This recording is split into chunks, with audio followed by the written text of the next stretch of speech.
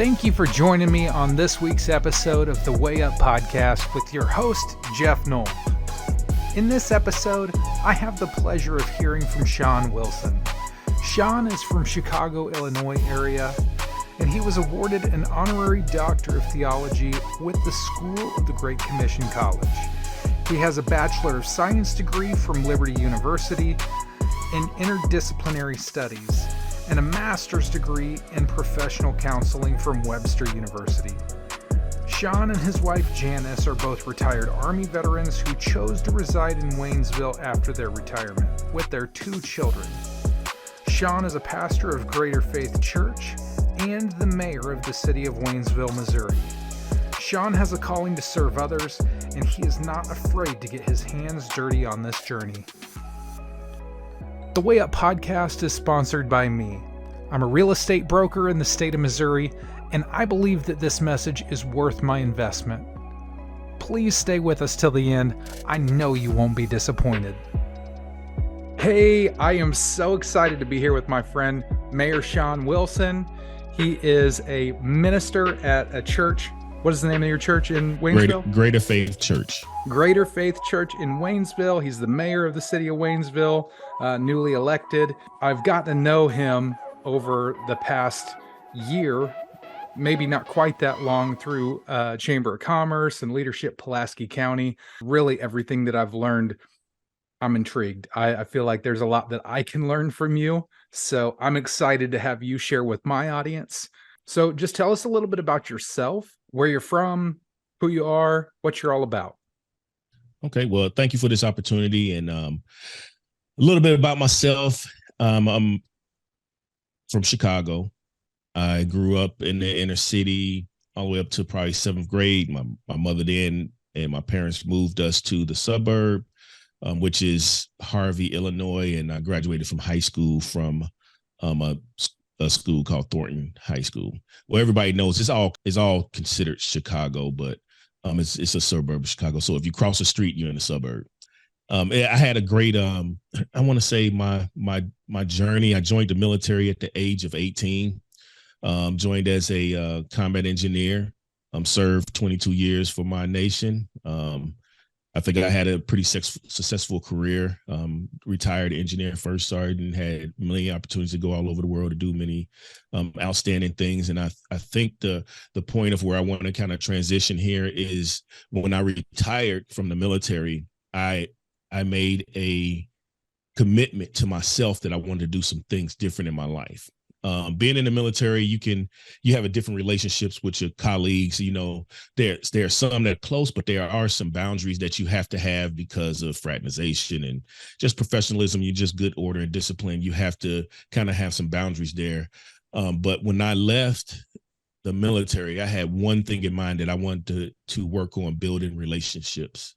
So I took one page and I said, this is what I want to do in this phase of my life. I thank the Lord that happened to me, because to recognize that there was something else that I needed to do in life, you know, and keeping myself in a state of humility to be able to learn and still understand. You know, I retired at the age of 39.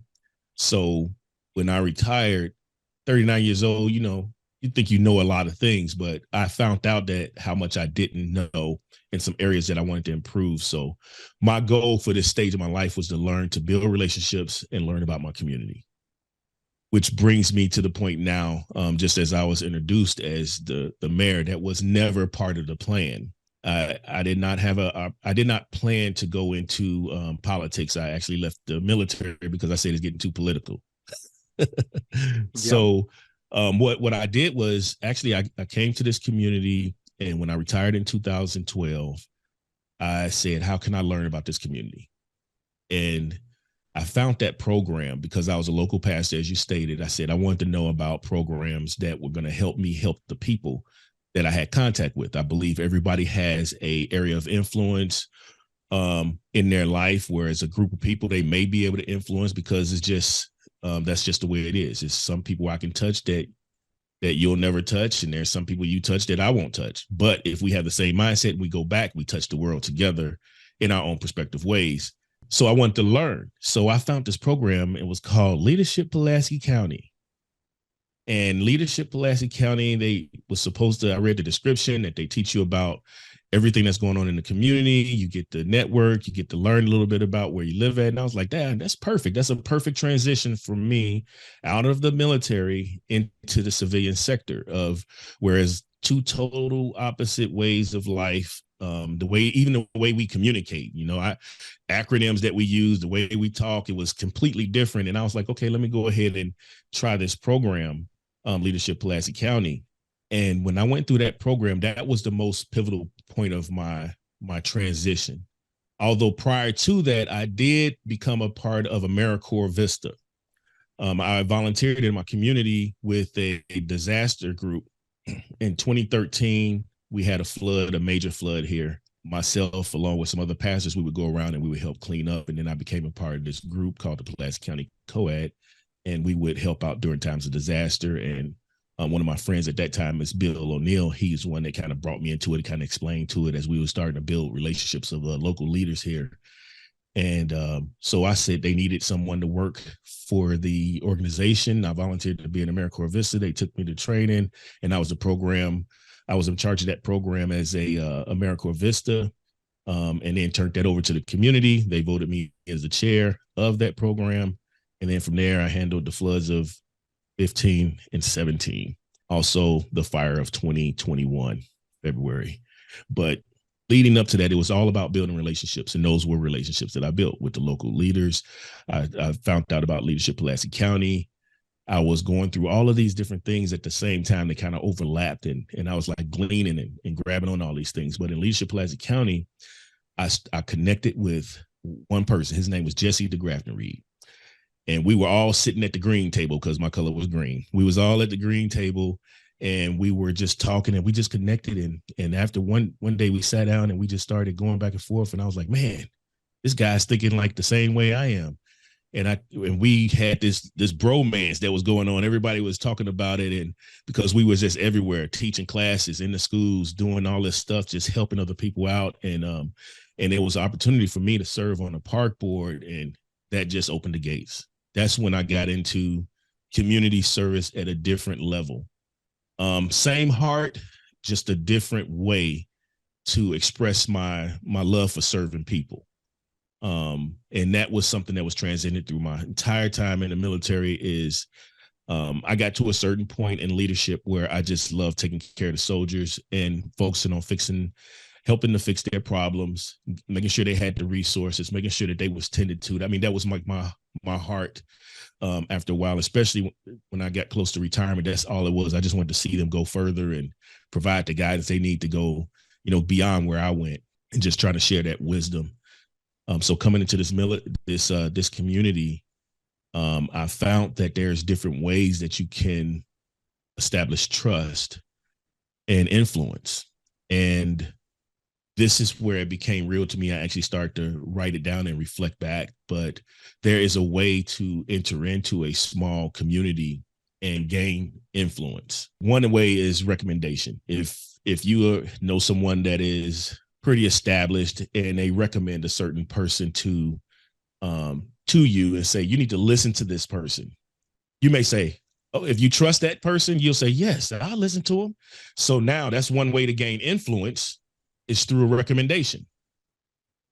The other way is the way that I learned that you gain influence within a community. And again, this is not something I planned for, but I learned over time, was through participation. Yeah, you got to get involved. Yeah, when you participate, you gain trust. And without trust, there can be no growth. I mean, everything that we do is surrounded really around who do we trust. And I'm not going to say that I had all the wisdom to establish this. It's just that as I look back and I said, you have to have trust. And based off that night at LPC, that character and trust, without character, there cannot be any trust. There cannot be trust. And you can only go so far without other people trusting you. Like, your skills and abilities can take you to a certain limit, but at some point you're going to need other people. And if those other people don't trust you because of your character, You can have all the skills in the world, but you'll never reach your max potential. I've known many people that have played sports and they had all the skills in the world. They were probably better than people you may see on TV, but it was the character that disqualified. That's something I have to hold on no matter where I go. Although my skills may evolve, I may grow in certain areas. I may be able to get into different types of things, but that trust and that character is so important. You can actually have loyalty, but lack character. Some people have character, but they are partial in their loyalty. They're loyal to a certain group, but they're not loyal to the whole. And your character kind of is what's proven through your perseverance. And it's like you become, that's your proof that you have character, is when you have those tough situations where it's either you or the truth.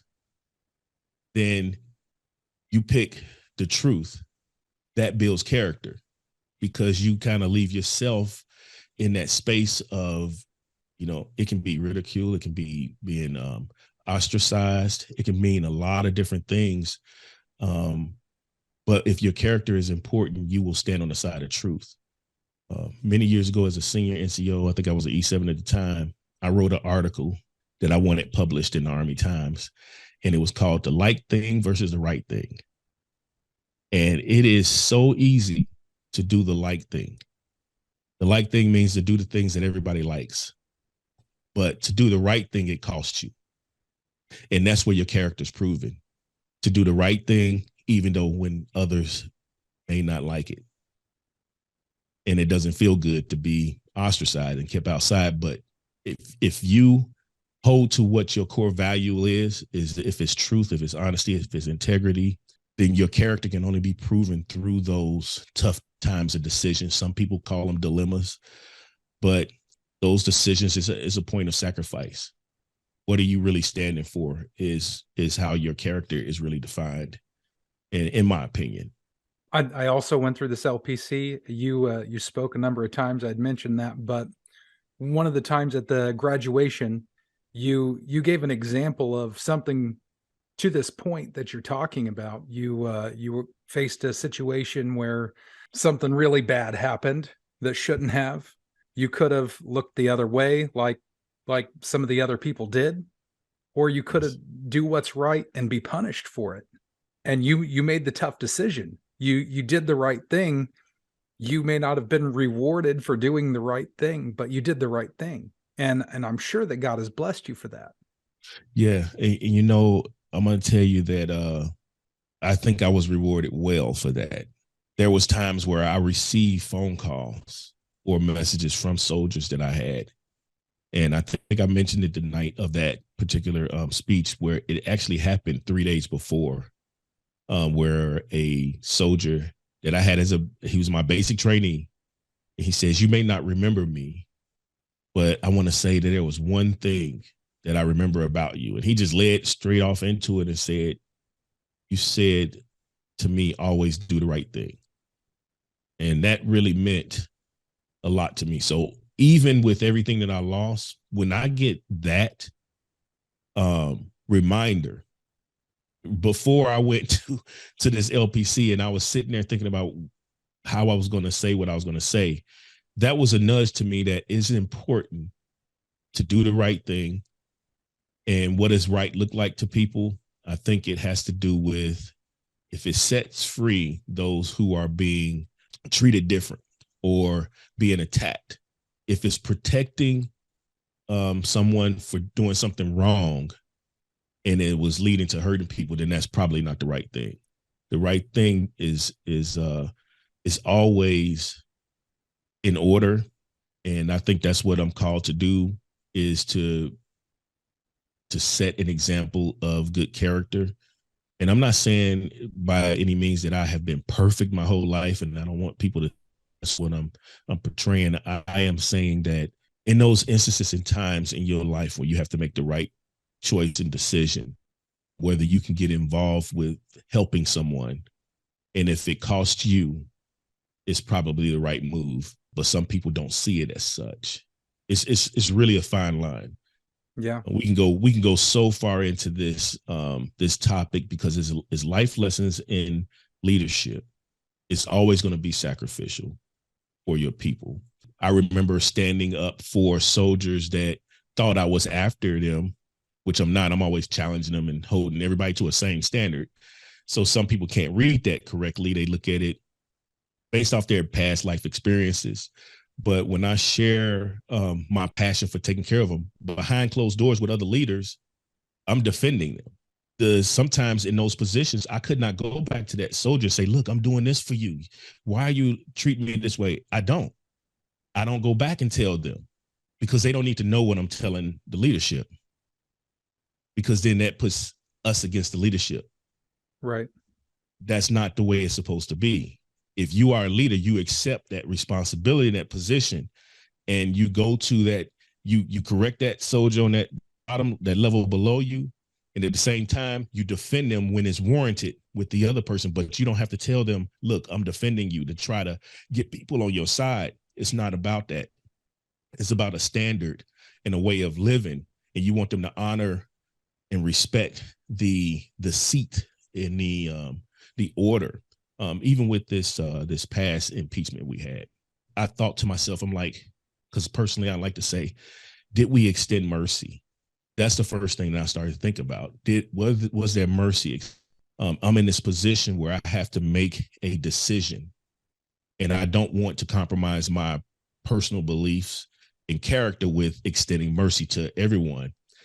And I was reminded, with all of the things, like 8 months of going to him one-on-one, going to his house and going here and there and telling him, this is wrong, you need to stop. This is wrong, you need to stop, over an 8-month period. Then I was set free from knowing that I extended that. Like I have to check within myself. Yes, I have to validate, was this right? Even if the action was wrong, I still have to say, am I doing the right thing? Am I being fair across the board with how we're doing this? And when I went back and reviewed everything, I was like, yes, it is. And then I started to communicate to people, don't feel guilty, because sometimes, I'm sorry, I just got to bring up this part. I am a believer pastor, so I have to say this, is that sometimes people can have the word be used as a form of guilt for them and say, you wasn't extending mercy. I thought you're supposed to extend mercy. But mercy is extended. But there's always a day of reckoning for the things that we do, for everybody, period. Yeah. If we don't change it, we have to be held responsible for our actions. There's always consequences. It doesn't mean that we don't have opportunities to make up for that at some point in our life. Yeah, we can atone, we can make up for it, but yeah, there's always consequences. Correct. It's to be expected. Exactly. That standard. I mean, we have laws, we have fines, we have all kind of different things that we live by. And but I just was explaining to you that process of keeping myself in line with what's truth. Whether I like a person or not is not, that has nothing to do with the decisions you make as a leader. It's about doing the right thing. And that's what makes it so hard, is because some people will want you to make decisions because they don't like a person, or they like a person. So don't do this because I like them. And then they compromise you and your character, your sense of loyalty to truth and the standard that you have within your own self. They compromise you by trying to play their relationship with you over a decision that you have to make that really doesn't concern them. And that is that's probably one of the worst things you can ever do to your friend, is put them in a position to where they have to choose their loyalty to you and the loyalty to the truth. Yep, that's a crappy deal. Yeah. Not good. Yeah. But I mean, it's a lot of different things with that, but that transition, building relationships, working out it and building trust, I think it's just a life lesson of me just saying, it really does work. Being kind to people matters. Being kind to other people matter, and being self-aware. And I think if I was to give one thing that I learned during my transition, is to remain humble. If you remain humble, you can receive more. I kind of look at it like if you had two glasses and you placed two glasses next to each other like this, and you was trying to, you got one on the left, one on the right, and then you were to try to pour something in it just without even turning it over, you would spill it on the ground. But if one is lower than the other, it's easier for it to receive. And I choose to place myself in that lower spot so I can receive from people. Even if I may know 50% of what you're saying, I'm going to act like I don't know anything because I don't know what I don't know. I have to continue to leave myself open for being taught in that sense of humility. I can exchange with people, but I'm always in a state of learning. I think you exemplify that with your level of community service that you maintain. You're very involved. You're always out serving, and you're in leadership roles where it would be very easy to sit back. Hey, we can rally together and get all these people to go do this. But you're out there with them. You're out there doing the work. So, humility comes from doing the work with other people. Like that is it's recognized. People can see that you're authentic and you're real. So, I mean, that's what draws me to you, as I'm sure many others. So that goes to that participation. Yeah, it how does. How do you gain trust of people you work with them? Like, you're in the trenches with them. I think even as we learned that in the military, when you deploy with people or you serve with them, it's a different thing when you're sweating with them, you're bleeding with them, you're in pain, you develop a brotherhood. And to have community, you have to have commonalities. We come together so well in our community, especially during times of disaster and things along that lines. It's phenomenal. That's why I chose to live here, is because there are so many people that are given within this community. I have never lived in a community like this where everyone is just giving of what they have to the rest. That's it. It's participating.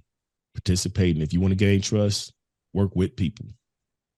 You don't need to start anything. Be a part of something, and you'll go further. So let me ask you a question I like to ask people. What is something that you would ask me that would be thought-provoking for me to incur positive change? That's a difficult question. Let me see. I think the question that I would ask to do that would be, do you know where you are? Do I know where I am? I believe I do. I I know that I seek counsel. I ask God for guidance of what my direction is, and I know that there's constant course corrections of, I'm going a certain direction, and is this the right move? Is this where I'm going? I feel like I am. I feel like I know where I'm at. I feel like I know where I'm at and where I'm headed. Exactly what that looks like, I don't know, but and that's good though.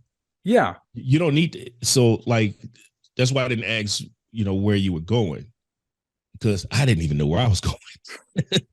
I just knew where I was. I knew the things that I was strong at. I knew the things that I was weak at. I knew within myself, what I had a desire to do. I didn't know how it was all going to mesh out. I just worked on the things within my life that at that particular time that I could. It's like, it's over a period of time, I was being like again, not being perfect, but being perfected.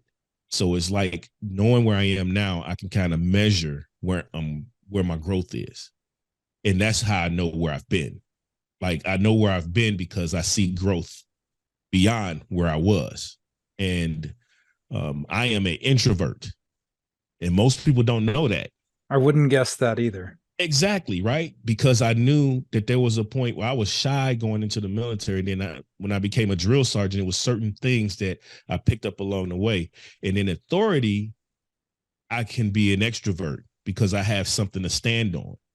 I have the rule and the organizational structure and my authority that comes with my rank or position. I would be able to speak from those things. But in private, people would see me and be like, man, he didn't speak to me. But they didn't understand that I was an introvert.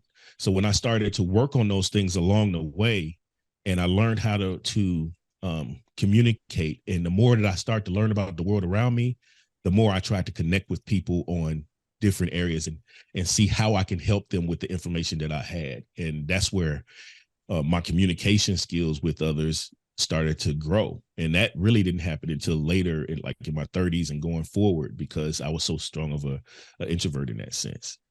But knowing where I was, I knew where I needed to grow. But even now, I always pray before I get up and do anything. So I'm like, well, I don't know what I'm going to say. I just let whatever it is build people up and encourage them. And I just never go anywhere alone, if you know what I mean. Yeah. I have to stand on my belief, and I know that I understand and know that I'm not perfect and that I need help and I don't know everything. And I want to learn and I want to help. I want to be better. So I seek that. That's why I said about humility. I never go into a position to say, oh, I got this. No, I never have it. I do what I can, and I just make myself a vessel to be used at that particular time. I think that is fantastic advice for anybody. I appreciate you sharing all of this. You have a podcast too. What's the name of your podcast? Oh yeah. See, I haven't been on podcasts. I've been busy. Well, you need to get back after it. Yeah. I did have one where I was trying to actually I set it up and I started, and it was gonna be about renewing your mind, changing the way that we think. And it really has a Christian base to it, to Good. encourage people. And it's really about just embracing your process of understanding yourself so that you can properly engage with others without being offensive and also not being offended, like understanding where your vulnerabilities and weaknesses are. Of course, because I have my degree in mental health counseling. So I also use what I've learned from there to kind of help people navigate through that. But the organization that I had, the podcast was called Refresh, but the organization that I work with with those skill building is called Communications Connect, where we deal with mentoring. And it was all built off of an idea of many of our youth, they disqualify themselves from opportunities before they even present it to them. Mm-hmm. So their future is not as important to them as their now. I want to switch that. I want them to place more value on their future and just kind of navigate and grow through the now with some direction. So, and that leads us to what we were talking about now, is because we don't know where we're going to go. Can you imagine going somewhere and find out that you did something 3 years prior that disqualified you from entering the room? But That'd be very disappointing. Yes, it would. So I want to dispel that. I want to make sure that our youth don't have to experience that, but to protect and preserve their future, and then their opportunities will be limitless. And that is Communications Connect. We have a page on Facebook. It's called Communication Connect, and it has a little blue logo on it if you want to check that out, and I can send you the link to that. Absolutely. Send me a link. I will put it in the description of the podcast, and that I'll just have that be the way that people can contact you if they're interested. Okay. But I greatly appreciate you coming on the podcast. I really appreciate your wisdom. Just like every episode, I feel like if nobody else was to watch this, I get something out of every episode because I'm hearing wisdom from people. So I'm very grateful that you were willing to share and give of your time. Very, very grateful. Thank you. Thank you. Thank you for asking me to come on here. And this is a great thing that you're doing. Keep doing it. And, if we keep sharing in our spheres of influence, it's not about the numbers. It's about the change. You change one life, you can change a whole generation. And that is powerful. Well, I think what's really exciting is seeing change in myself. I've watched myself transform, and I mean, I'm seeing myself transform, and that alone is powerful. So, yeah. And once you start having some real change in your life, people start to take notice. And they're like, "What are you doing? What's going on? Something's up." Like, you You Yeah. ever lose a significant amount of weight and people are like, Yeah. what are you doing? What's going on? I'm like, well, you eat healthier foods and you exercise and somehow magically you lose weight. But one positive change leads to another, and before long you're a healthy person. You have a healthy mindset. You have, Right. it's not just a food thing or a, exercise. It's a Hmm. whole wellness, Yeah. Holistic spiritual, view. yeah, holistic Yeah. view. It's kind of life changing. So Yeah. You said something there about that. There was something key though. What you said. You said you noticed change, and people asked you a question, and the question was, "What are you doing?" Nothing happens if you do nothing. But the mhm, thing is to get to doing something, and you're doing it. Of course, you're going to get better. We get better at doing things, and that's where your success is going to come from because you continue to do. yeah, And that's the powerful thing. You're doing it. yeah. Well, I appreciate it, man. Thank you so much for coming on. We're at 2 minutes and 27 seconds. If you have any last thoughts that you want to share, you've got it, man. It's all you. Okay. Well, I would say this is what we just kind of closed out with is if you want to see change in your life, if you want to learn, if you want to grow, if you want to develop, then you have to do something. And it can be something small. I use the Headway app, and I listen to books as I'm driving. I listen to audiobooks. I listen to things like that to help me to learn. I am an avid supporter of the lifelong learner concept. I consider myself to be a career student. I'm always reading and learning, and what I learn, I try to apply. You can learn, you can gain experience from other people's experience. Like the wisdom that you have, you can grab it from someone else if you just remain teachable. If you have to, if the only way that you can learn that fire is hot by sticking your hand in the flame, you're gonna have a long life ahead of you of a lot of pain. But I trust that I can look at someone else's hand and say they stuck their hand in that fire, and they say, "Hey, it's hot." I'll be like, "I believe you. I'm Hmm. not doing that." So it's the same thing with anything else. You just become teachable. Learn from other people's experience. Get you a mentor. Many mentors. Be mentored. Seek to be taught and trained to be better, and it'll be okay.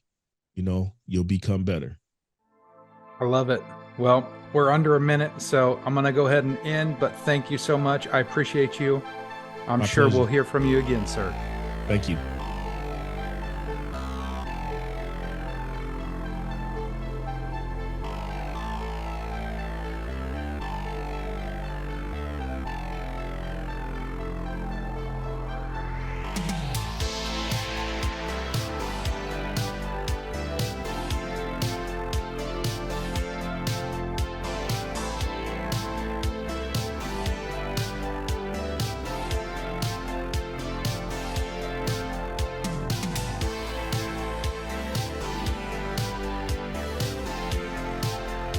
Yeah, boy.